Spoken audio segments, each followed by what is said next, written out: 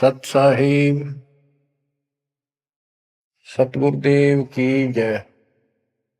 बंदी छोड़ कबीर साहिब जी की जय। बंदी छोड़ गरीबदास जी महाराज जी की जय। स्वामी राम देवानंद जी गुरु महाराज जी की जय हो।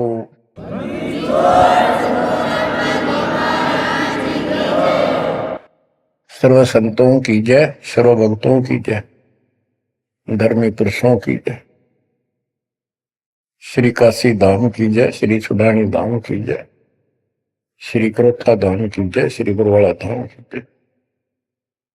सत साहिब गरीब नमो नमो सत्य पुरुष को, नमस्कार गुरु के नहीं। सुर नर मुनिजन साधु, संतों सरसदी। सतगुरु साहिब संत सब, दंडवतन प्रणाम। आगे पीछे मत हुए, किनको पूर्व। कबीर सतगुरु के उपदेश का, सुनिया एक विचार। जय सतगुरु मिलते नहीं, जाते नरक द्वार। नरक द्वार में दूत सब, करते खेचा तान। उनसे कभू नहीं छूटता, फिरता चारों खान। कबीर चार खानी में भरमता, कबहू न लगता पार। सो फेरा सब मिट गया, मेरे सतगुरु के उपकार। जय जय सतगुरु मेरे की, जय जय सतगुरु मेरे की। सदा साहिबी सुख से वसियो, अमरपुरी के डेरे की। जय जय सतगुरु मेरे की, जय जय सतगुरु मेरे की। सदा साहिबी सुख से वसियो, सतलोक के डेरे। निर्विकार निर्भय तू ही, और सकल वैमान। जी साधो और सकल वैमान। सब पर तेरी साहिबी, सब पर तेरी साहिबी। तुझ पर साहिब नाम, निर्विकार निर्भय। परम पिता परमात्मा कबीर जी की असीम कृपा से बच्चों, आज हमारे अंदर अपने घर जाने की प्रबल प्रेरणा हुई है। बच्चों, कोई भी काम है उसकी विशेष जानकारी होने के बाद उसमें रुचि बनती है। किसी प्रकार अब हमें पता चला है कि इस लोक में हम गलत स्थान पर रह रहे हैं, और आपको यह भी याद दिला जाता है कि ये शरीर नहीं रहेगा। जिस परिवार को देखकर हम खूब खुश हैं, और होना भी चाहिए, पर ये साथ कितने दिन का है यो तक भी ध्यान देते नहीं। इसके ध्यान ना देने से हम जन्म और मरण के इस महान कष्ट को भोग रहे हैं, इस महान कष्ट को झेल रहे हैं। अभी तक कोई इस तरह सच्चाई कहने वाला नहीं था। जैसे कोई यूं कह देता ना, भाई ऐसे ऐसे वो हो सकता है, मृत्यु हो जाएगी, तो यूं कहा करते भाई, तो भाई ये बात ना बोला, मृत्यु हो जाएगी, अच्छी बात बता। यानी यूं कहना बुरी बात मानने थे कि यूं ना कह, मौत भी हो जाएगी कभी। संसार भी छोड़ना पड़ेगा। यानी इस सच्चाई को अवॉइड करने की चेष्टा करते थे।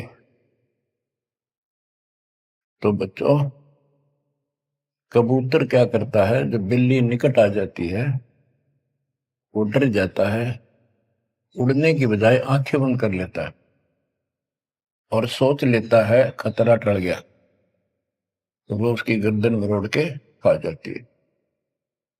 अब आंखें बंद करें काम नहीं चलेगा, ये तो खोलनी पड़ेगी, हिम्मत करनी पड़ेगी, यहां से उड़ना पड़ेगा, काल से बचना पड़ेगा। पहले जैसे 12 कबीर पंथ चले हैं, उससे पहले ये हिंदू समाज, हिंदू धर्म, उसके बाद ये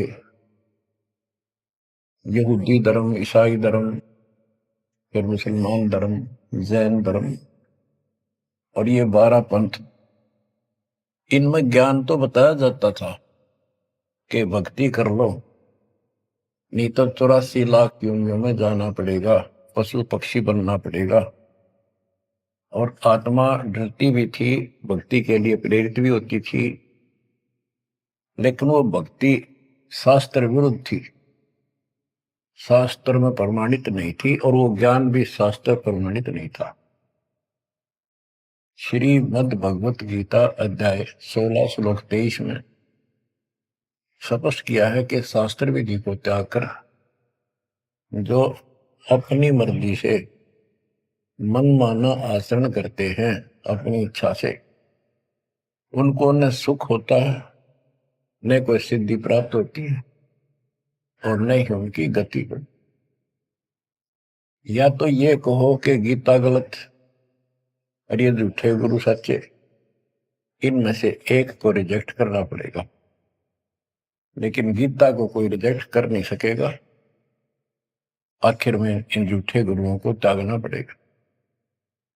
बच्चों, परमात्मा के पाने के लिए, उस सुख को प्राप्त करने के लिए कितने कितने कष्ट झेले हम महापुरुषों ने, हमने भी उठाए। हम ऋषि बने, ऋषि बनकर कठिन साधनाएं की, जैसा लोकवेद दंत कथाएं सुना करते थे, उसके आधार पर सिद्धियां आ गई, सिद्धियां दिखाकर फिर प्रसिद्धि होगी, उस प्रसिद्धि के ऊपर हम प्रसिद्ध हो गए और खूब महर्षि प्रसिद्ध हो गए। अब पता चला वो प्रसिद्धि कैसी थी, जैसे आपको राबिया का प्रमाण बताया, 4 साल की ठीक साधना से ऐसे ऐसे चमत्कार भी हो गए, मक्का उठ के आ गया, लेकिन भविष्य जीरो हो गया उसका, सिर भी काट दिया, इतनी प्रेरित थी भगवान के प्रति, लेकिन नथिंग, कुछ नहीं हुआ। काम तो अब बनेगा जब बनवाया जा। गरीब ये जीवन सफल है, जब लग राम रटंत, देखोरी को जाने दे, भरम पड़े हैं पंथ। इस मनुष्य जीवन की सफलता उसी की है जो परमात्मा की भजन करते हैं, अन्यथा इसका कोई यूज नहीं। पशु पक्षी का भी ऐसा ही जीवन है, ऐसे ही कर्म वो करते हैं, खाना पीना, टट्टी जाना, बच्चे उत्पन्न करना, बच्चों के लिए फिर सारा दिन भटक के उनका पोषण करना, फिर मर जाना, ये कोई जीवन है? इस ज्ञान से आपके अंदर जो गलत प्रेरणा भरी हुई है वो काल द्वारा भरी गई है, बहुत प्रबल है, वो सामान्य नहीं है। अब जैसे किसी को बुखार हो जाता है तो उसके बस की बात नहीं वो नॉर्मल हो जाए।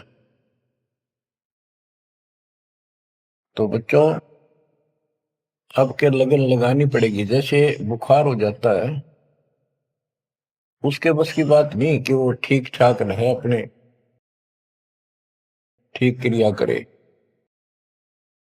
तो उसके लिए औषधि की आवश्यकता पड़ती है, और जब नॉर्मल हो जाएगा फिर सारे काम ठीक करेगा।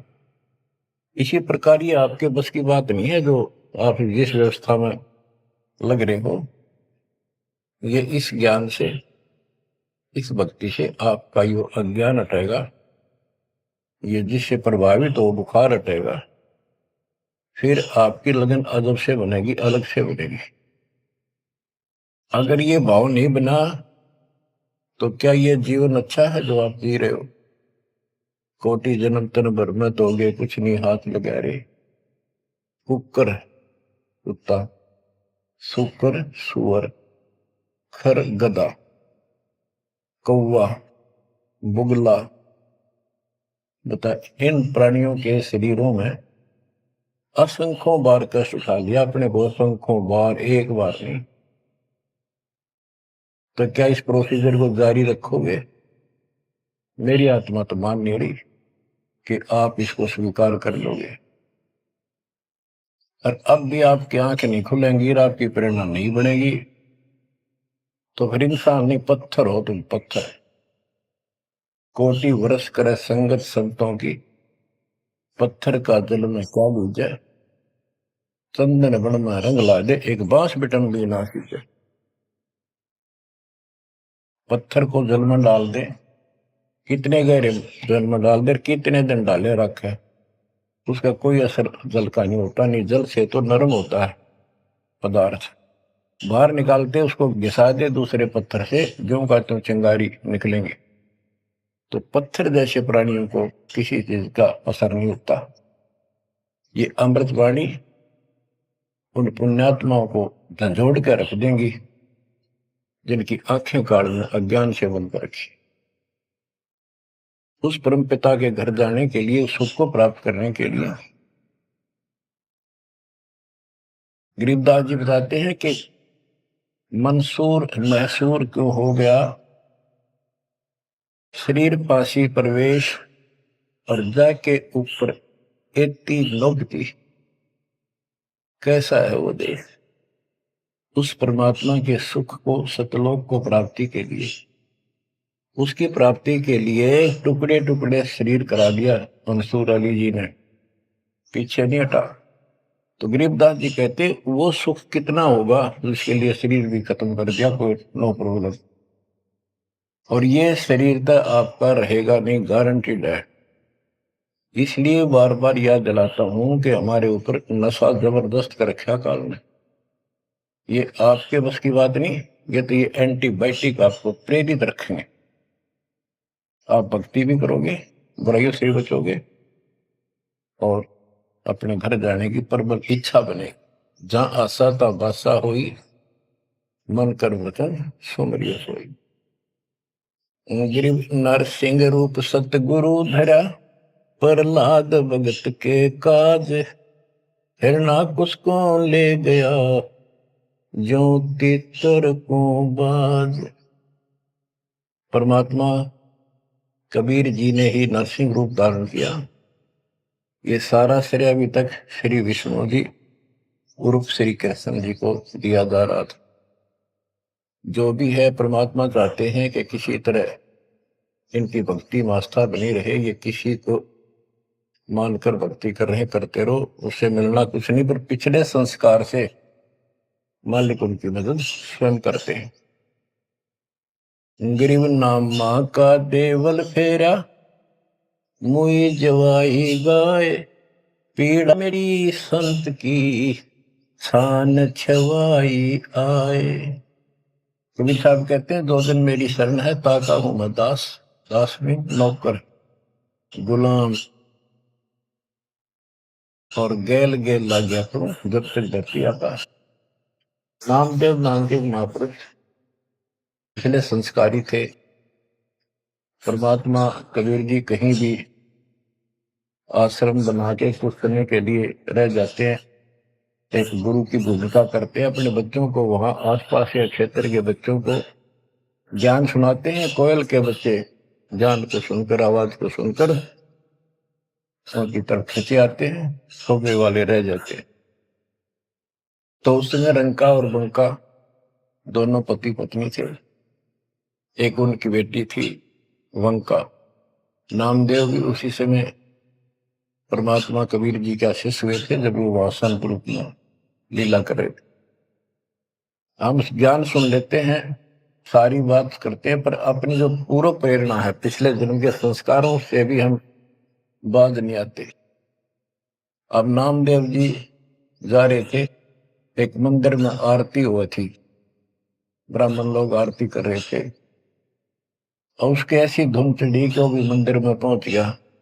हाथ में जूते निकाल लिए अपने, जैसे ये बजाते हैं ताल, उस तरह बजाने लग गया, घंटी बजाते हैं, और बजाता बजाता आरती में मगन होकर उनके ब्राह्मणों के बीच में पहुंच गया, यानी पत्थर की मूर्ति के सामने पहुंचना चाहा।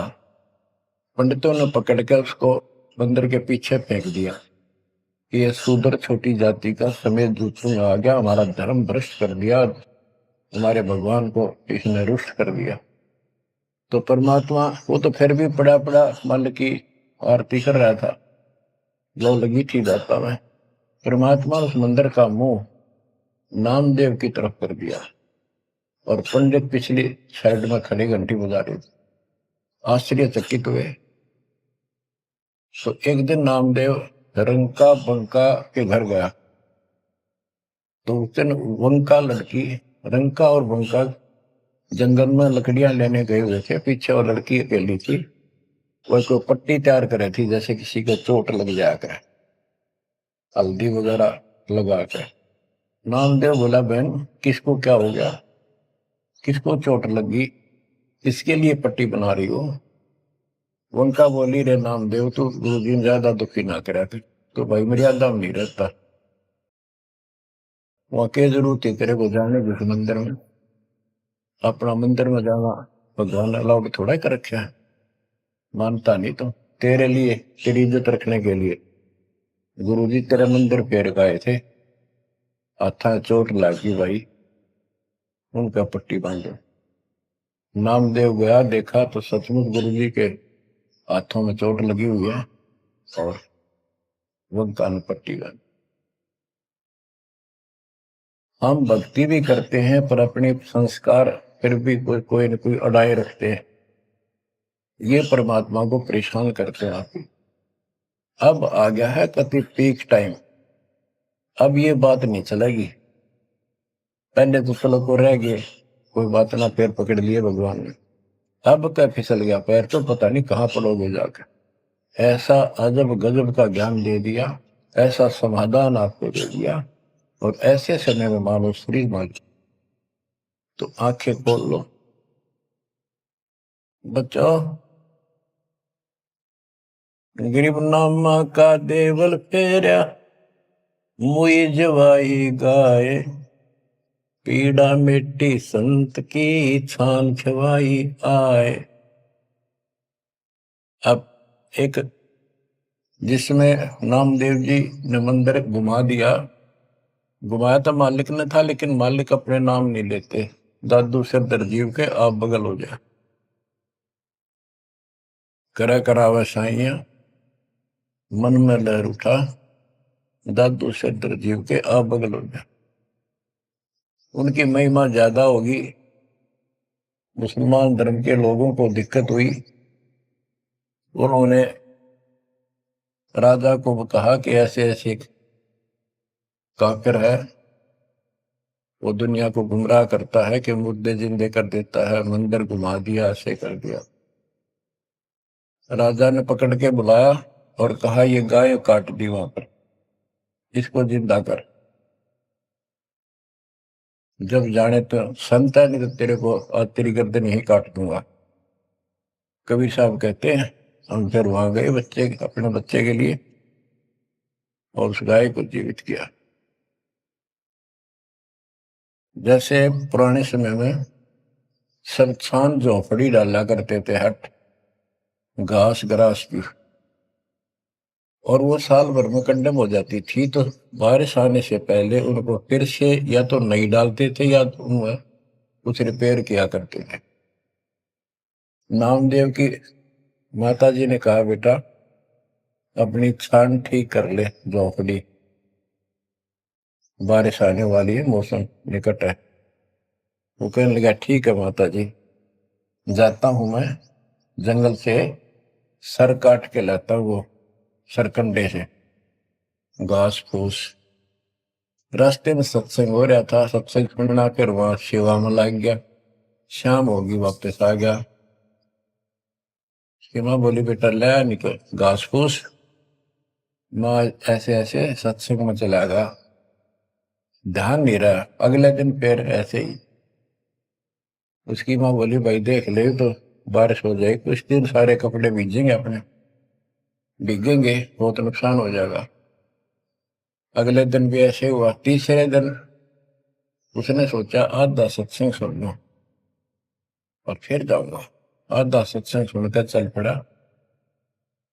सत्संग तो फिर पूरा ही सुनना पड़ा उसने, फिर सेवा सेवा ना करी, अपना काम के लिए चल पड़ा। जल्दी जल्दी घास फूस काटने लगा, पैर में कुहाड़ी लगी, दांती लगी और ज्यादा चोट लगी। पैर के पट्टी बांधी, अपना कपड़ा वही ले रखा था पाड़ के चंदर। और उसी दिन परमात्मा ने नामदेव का रूप बनाया और खूब ये सरकंडे सिर पर धर के लाए, आकर छान बना दी और डाल दी। नामदेव शाम को लंगड़ाता लंगड़ाता पहुंचा। माँ बोली के ला गया बेटा? मैंने बताया माँ ऐसे ऐसे आज भी ना लड़ पाया मैं तो। माँ उस झोपड़ी से आगे पहुंच गई, बेटे को तकलीफ सी देख के क्या लग गया बेटे के। माँ माफ करिए आज भी नहीं सामान लान पाया मैं तो, वो ऐसे ऐसे बन गई मेरे साथ। कोशिश करूँ था जल्दी जल्दी काटूं, माँ दुख पाओगी। मेरे तो पैर में कुहाड़ी लगी है, दांती लगी, चोट लगी और चला भी नहीं जाता। माँ ठीक होती बनाऊंगा झोपड़ी। उसकी माँ उसके मुंह की तरफ फेंक के बेटा क्या बोल रहा है तू?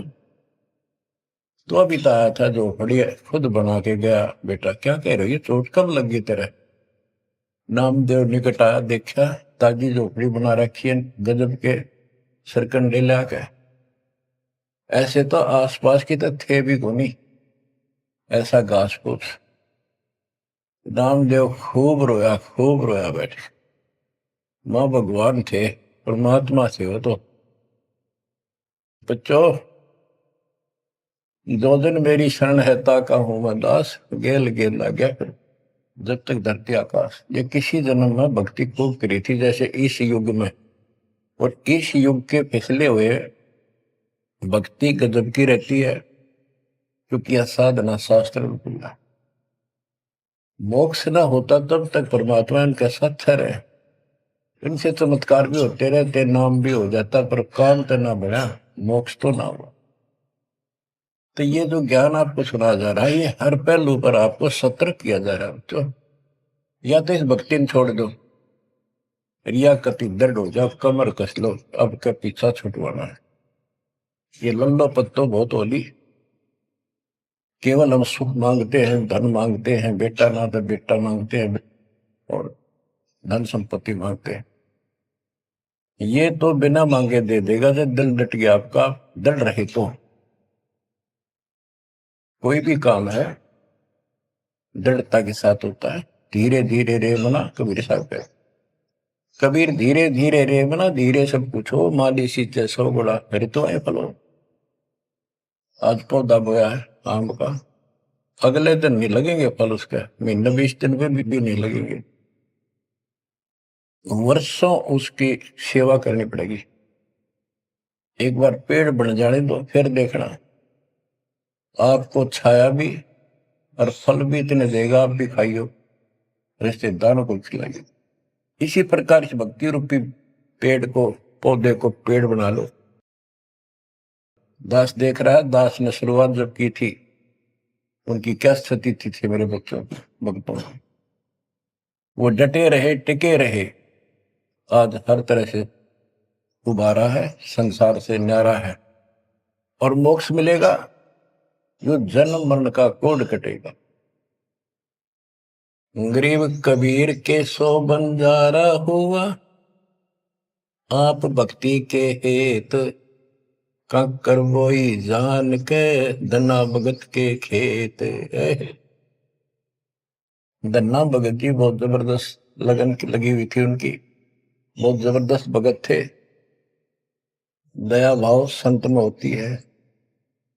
बारिश हुई, बीज सभी किसान ज्वार बीजने चल पड़े। तन्ना की पत्नी ने भी ज्वार दे दी 5 किलो, अल्ले खेत में बो के आओ। भगत जा रहा था बैलों को साथ, बैल लेकर के, हल लेकर के। रास्ते में 4-5 भगत भूखे थे, बैठे थे। अब भगत स्वाभाविक साधु संत को देखकर राम राम करी, उसने बैल खड़े कर दिए, बैठ गया 2 मिनट भगवान का। सुबह सुबह पता चला कि उन्होंने 3 दिन से भोजन नहीं खाया था और मरने के कगार पर।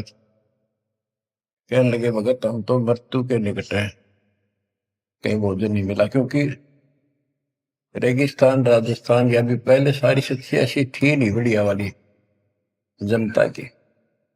बारिश हो गया तो फसल होगी, ना तो भूखे मरा करते।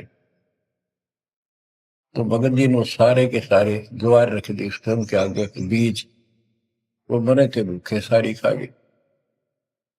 अब वो चल पड़े। भगत जी ने सोचा ही वे घर वाले लड़ेंगे, पत्नी भी गर्म मिजाज की थी, और इसमें तो भाई कोई भी टोक दे, बीज भी कित खा गया तो कित खो दिया। किसान का तो जीवन होता बीज। लेकिन उसने परिवार न्यौछावर कर दिया। कक्कर इकट्ठी की लोगों को दिखाने के लिए, जैसे और बीज बो रहे थे ऐसे कंकर बखेर के हलवा के सामने घर आ गया। खेत में जाकर नहीं देखा। कुछ दिनों के बाद औरों के तो ज्वार गजब की उगरी, और भगत जी के खेत में तुम्बे मतीरों की बेल उगरी बिना गिनती की। मतीरे लग गए मोटे मोटे ये तुम्बे।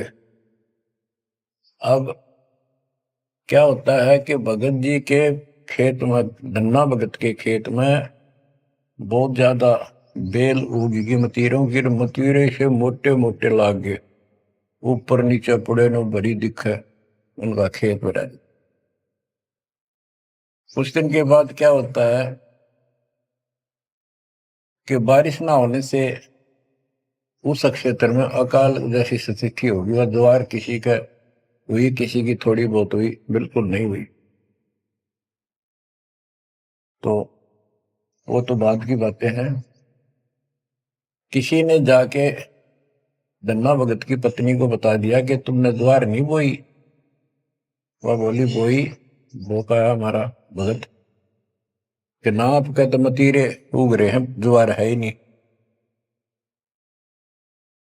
उसका दुख हुआ, ज्वार भी कित खा गया यो। तो वह गई, देखा सचमुच वहां तो मोटे मोटे मतीरे भरे पड़े। एक मतीरा यानी एक तुम्बा लेकर चल पड़ी। धन्ना भगत को पता था कि बात आज बिगड़ चुकी है। उसके बाहर जाते ही भगत वहां आ जाते थे, उसके रहते नहीं आते थे। वह जल्दी वापस आ गई। धन्ना भगत ने सोचा था शाम तक आओगी। भक्तों से कहा तुम जाओ, बात आज गड़बड़ है। सिर पर बतीरा रख रखा। आते उसने बतीरा सिर में मारा धन्ना भगत का। धन्ना भगत जी ने थोड़ा बचाव किया तो धरती में लगकर फूट गया। फूटते उसमें ज्वार निकली जैसी बीज की साफ सुथरी भेजी थी। अब भगत जी तक टेढ़ा पड़ा, सिर बचाया, और वह देवी देख रही थी, कभी धन्ना भगत को कभी ज्वार को। तो वह बोली ये कहां से आ गई ज्वार इसमें। धन्ना भगत नहीं बोला। वह फिर खेत में गई, वह ज्वार उठाकर अंदर रख ली। वहां जाके देखा कपड़ा बिछाकर मतीरे फोड़न लागी, ढेर लाग गया। गठड़ी बांध के चल पड़ी, ढोण लागी ज्वार। अरोरा की ज्वार कति कंडम सी होगी, वो ये को ना खड़ी तो रही, पर बस उसमें बीज नहीं बना, सूखी सूखी सी खड़ी। अब वह 3-4 गठड़ी 5-6 गठड़ी ले आई भर भर का। भगत बोला जितनी आपने अपनी होनी चाहिए थी ना तेरे खेत में उतनी रखना, ज्यादा ना लेना। भगतमती ने बोली तू तो ऐसे करा कर, भगवान ने दी है सारी लाऊंगी। वह गठड़ी भर का चाली जब उसका कोटा पूरा हो लिया, वहां तक तब बोझ मरती आई बाहर खूब लग गया, उतारी तो सारा फूस बना पाया, एक फेर लाई वो भी नहीं हो गया, हार के बैठ गई। फिर धन्ना भगत के खेत में ज्वार निकला, तुम्बों से ज्वार ज्वार निकला, गांव इकट्ठा हो गया। भगत बोला भाई अपनी बांट लो थोड़ी थोड़ी, तुम सारे भूखे मर तो बच जाएगा गाँव। तो सब ने अपने हिसाब का थोड़ा थोड़ा ले लिया और फिर भी उबरती रहेगी। बच्चों ये बातें कोई बनावटी नहीं है। जिनने भगवान के ऊपर समर्पण किया, जो भगवान पर समर्पित हुए, भगवान ने कभी उनका मारा नहीं। चारों युगों को देख लो, हमने किसका रखा मारा। तो बच्चों ये महापुरुषों की जो कथाएं हैं आज अपने काम आऊंगी। आप एक बार लग कर देखो इस मार्ग, कोई जगह नहीं रहेगी आपको अगर मगर करने की, इस मन को कति परमात्मा हर तरह से संतुष्ट कर देगा। दास अपनी एक कथा बताओगा। हम सुनते थे कि द्रौपदी का चीर बढ़ा दिया भगवान ने, पर ये नहीं पता था क्यों बढ़ाया था। वो तो अब इस तत्व ज्ञान से निखार हुआ कि कबीर परमात्मा ने एक लीला करके उसका लीर ग्रहण किया कपड़ा, और उसके कारण बढ़ा था। तो इससे कोई किसी को कहते वो मानता नहीं था, ये कोई बात है, कैसे हो सकता है, ऐसे नहीं हो सकता, वैसे नहीं हो। हम भी मानते थे कि चल ना होगा, पर भगवान तो है और बहुत काम कर रखे हैं। मन मानता था भगवान कुछ भी कर सकता है, क्योंकि आस्था जब भी बनती है जब ये भावना बढ़ जाएगी परमात्मा जो चाहे सो कर सके। उसके सामने इम्पॉसिबल वर्ड नहीं है उसकी डिक्शनरी। आपको बताता हूँ, नाम ले लिया, 2-3 साल हुए थे बस। 1988 में नाम लिया, 1990 या 89 की बात है, 88 या 89 की। तो एक मकान बनाया, ऊपर मकान बना रखा है, उसके ऊपर एक गैलरी ही पूजा स्थल बनाया, 5.5 बाई 15 फुट का।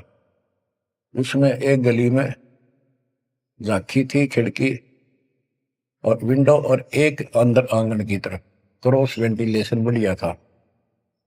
तो जल्दी के कारण मैं बने बनाए वो लिया जंगड़े, पूजा स्थल 2 मांझ का उनको पेंट करके लगा दिया। उनमें शीशे भी लगे हुए थे। एक शीशा टूटा हुआ था, एक शर्फ खिड़की का, वो डबल होते, मैं ये चढ़वा देंगे बाद में, जल्दी काम हो जाएगा। वहां मैंने ये भक्ति बोध छपुआ कर रखी कि गुरुजी आएंगे उनको सौंप दूंगा, वो आगे भक्तों को देते रहेंगे जब कोई दीक्षा लेगा। ऐसे सेवादास करने लगा। क्या हुआ कि उस जो शीशा फूटा हुआ था उसमें के चूहे बढ़कर उनको काटने लगे। और उस समय क्या था, जब वो जंगले लगाए तो जाली ले आया था, ये एक लोहे की जाली जो मच्छरों से बचाने के लिए खिड़कियों पर लगाई जाती है बाहर की साइड। और वो गलती से वो गलत काट के दे दी। मैं वो साइज लिख के उस लोहे की दुकान पर दिया, भाई ये काट के तैयार कर दे, इनका गल बना दे। मैं और सामान लेकर वापस आया, उसने बांध के लपेट कर रख रखी थी, मैं उठाकर चला आया पैसे देकर। आके मैंने कहा ले भाई लगाओ। तो ये बड़ा लड़का, अरे वहां किराएदार रहता था, वो बोले हम लगा देंगे। कील क्या सारी ला रखी थी, उन्हें सीढ़ी लगाई। मैं तो चला गया उनको कह के, शाम में आया तो कोई नहीं लगा रखी। पूछा भी कारण क्या था, क्यों नहीं लगाई। उन्होंने बताया कि छोटी है, बराबर में छोटी रहेगी, कम से कम 9 इंच छोटी। वो लिखा था मैंने 3 फुट 9 इंच, उसने 3 फुट काट दी, या नौकर ने देख के काट, या गलती लगी जैसे भी। फिर मैंने सोचा भी छोड़ो भाई, अब किसके साथ मत्था मारे जाकर, वो कहेंगे तेरी गलती है, आपने यही साइज बताया था। मैं इस चक्कर में नहीं पड़ा करता। मैंने वो उठा के स्टोर में डलवा दी। एक सीजन बारिश का ऊपर का उतर गया, फिर वो नित्य नेम छपवाई पुस्तक, फिर उसमें चूहे बढ़ने लगे। कपड़ा बांधा, कपड़ा काट दिया। ये मन में था कि वो जाली तक पूरी है नहीं।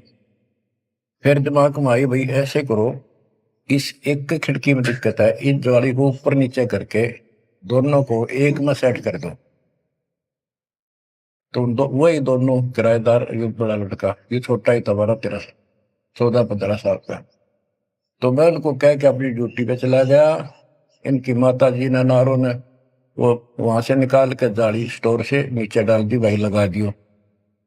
इन शाम सी न लाई किता।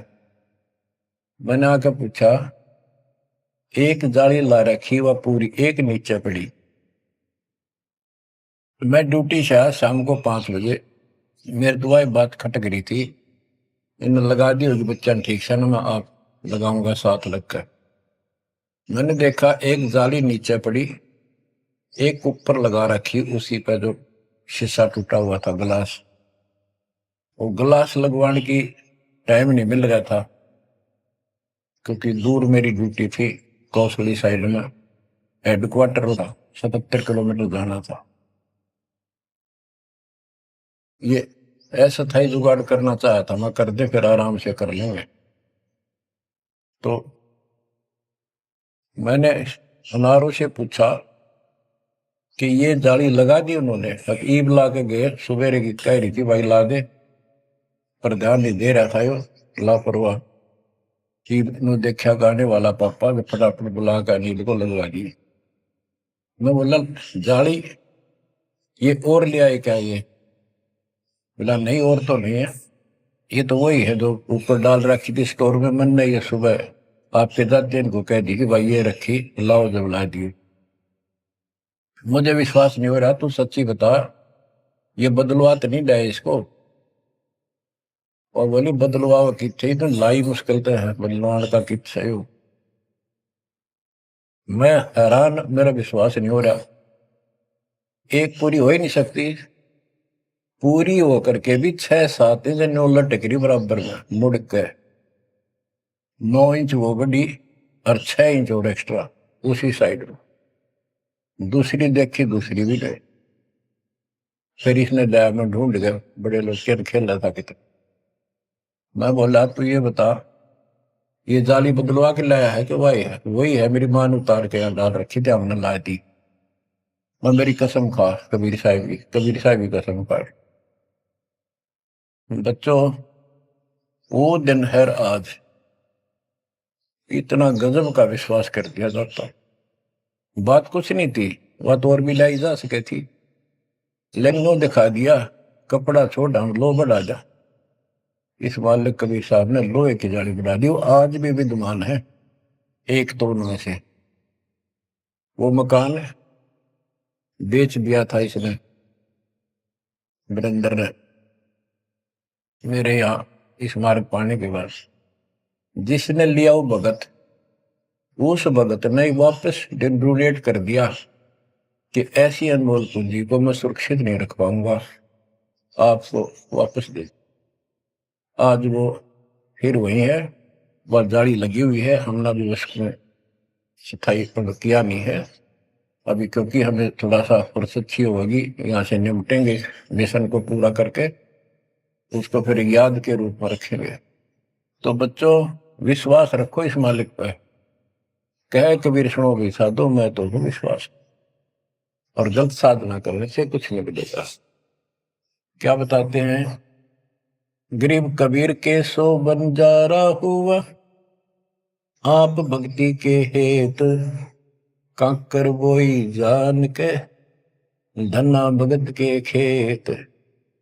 वहां काकर से अन्न हुआ, कंकर से, वहां काकर से अन्न हुआ, वहां केसों से हुआ कबीर, वार पार पावे नहीं गति कुछ गहर गंभीर।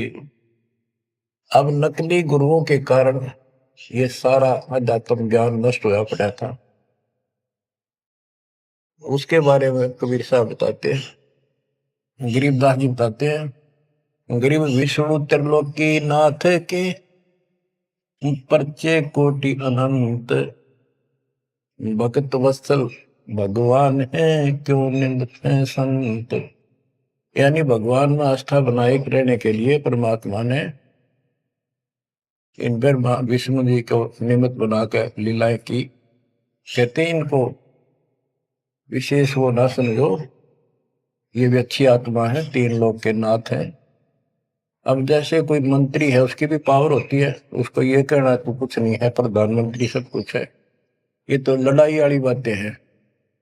ये तो सतीथी बताई है, इनकी इतनी औकात है, इतनी ताकत है, उनकी इतनी है, इनसे हम दूर नहीं हो सकते और इनको एज ईस्ट पूज भी नहीं सकते कि ये करतार बने हुए हैं अपने आप।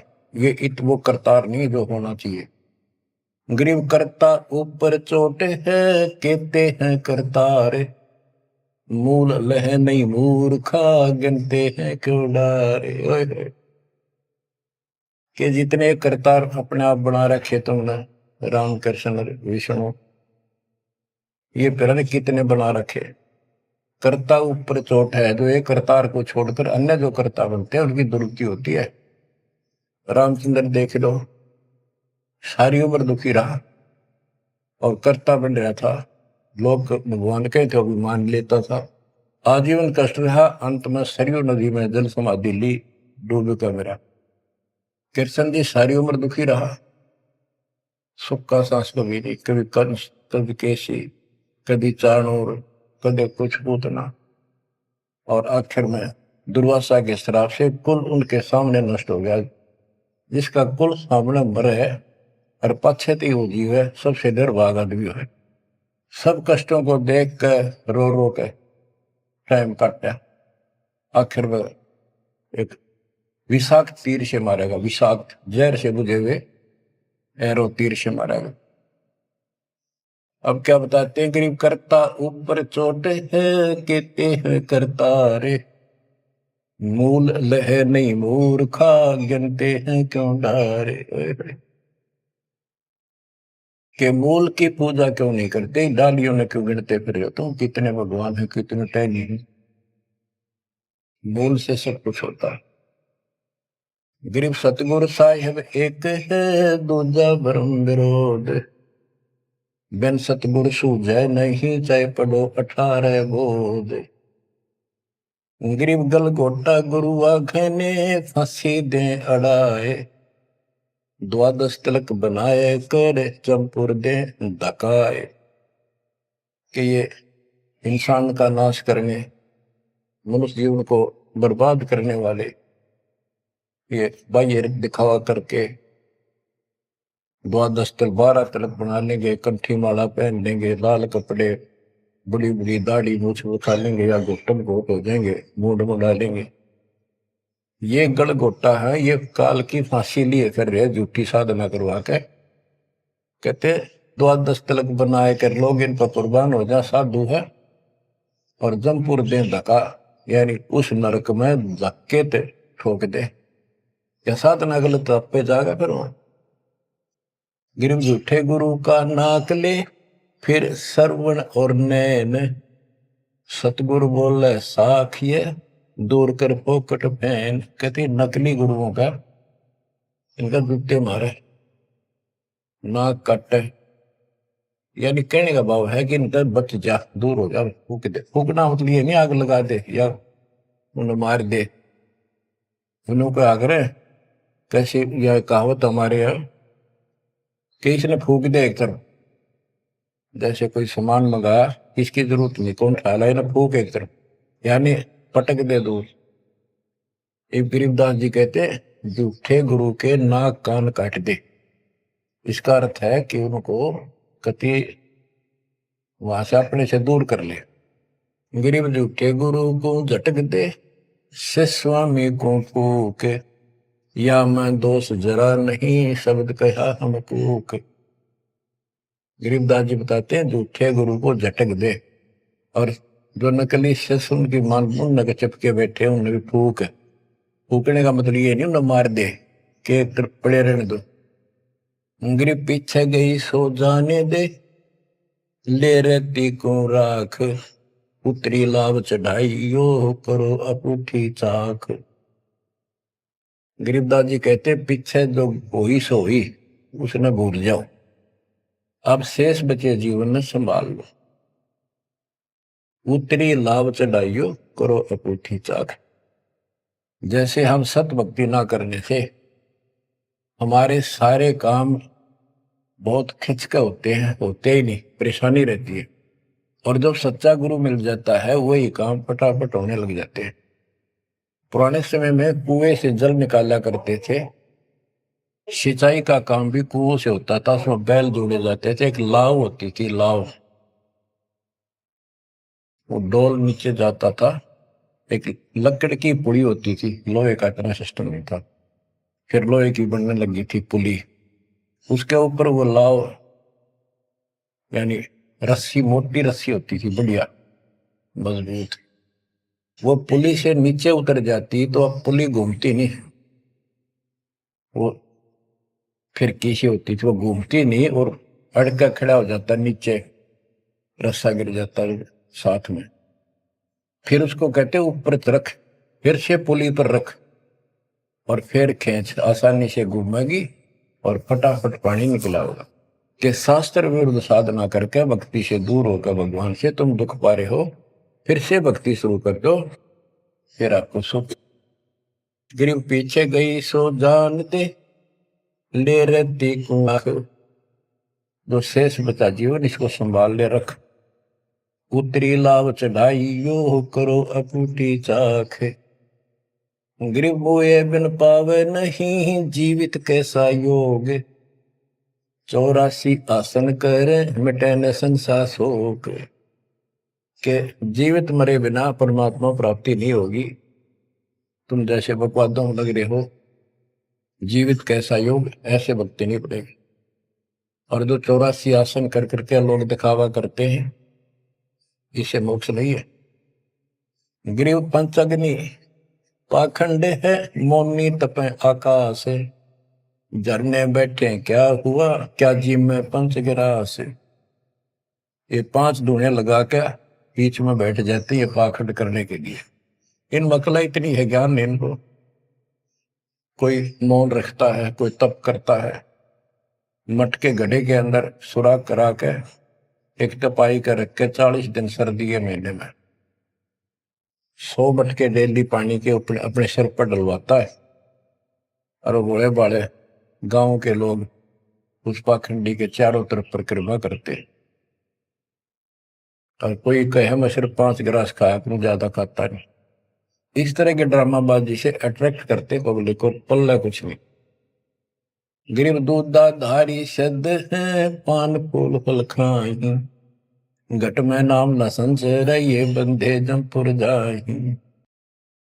कई बताते हैं एक बाबा है, दूध दूध पियो है, बड़ा शब्द है, दूध दाधारी बोला है।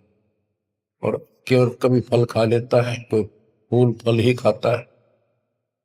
तो गरीबदास जी कहते हैं गरीब दूध दाधारी शब्द है ये पान फूल फल खाई।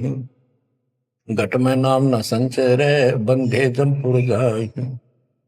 सच्ची भक्ति है नहीं, सीधे नरक में जाएंगे। गरीब चुंडित मुंडित भद्रा मोनी मैल न पावे। धूमर पान ठडेसरी ये 2 जग धक्के खा। गरीब योग नहीं यो रोग है जब लग निज नाम न चीन। घर घर द्वारे भटकते बेख बिना यकीन। गरीब बेख लिया तो क्या हुआ जब लग नहीं विवेक। 3 काल निपजे नहीं मिटे कर्म रेख। के चुंडित मुंडित, जैसे बड़े बड़े सिर पर जटा रख रखी है, दाढ़ी बड़वारी, माला मूला पहन गए, बाहर भाई ड्रामा खोल कर रखा है, लाल कपड़े पहन रखे, या कति गोट करवा रखा, मुंड मुंडवा रखा। कहते हैं इनसे कुछ नहीं मिलना, कोई मौन रखते हैं। गरीब चुंडित मुंडित भद्रा मोनी मैल न पावे। धूमर पान ठडे सरी ये 2 जग धक्के खाओ। ये धूमर पान करें, नशे करें, 100 रुपए की मारे चलम भर का ढूंढ उठा दे, ठडे सरी खड़े होकर तप करते, कहते 2 जग में धक्के खाओगे, नरक में जाएंगे। बच्चों, ये मूल ज्ञान है, ये तत्व ज्ञान। और ये जो ज्ञान आपको दिया जा रहा है, आपके लिए वरदान होगा। ये कबीर साहब की गिफ्ट है। इस रजा को संभाल के रखियो, इसको हल्के में ना दियो बच्चों।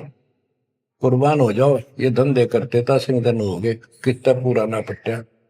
इसकी शरण में डट कर सत्संग सुना करो, सेवा करो और दान करो, मर्यादा का निर्वाह करो, भक्ति करो। देखना न्यारे रंग ला देगा दाता। मालिक आपको मोक्ष दे, सद्बुद्धि दे, आपको याद बनी रहे अपने घर की सच्चाई।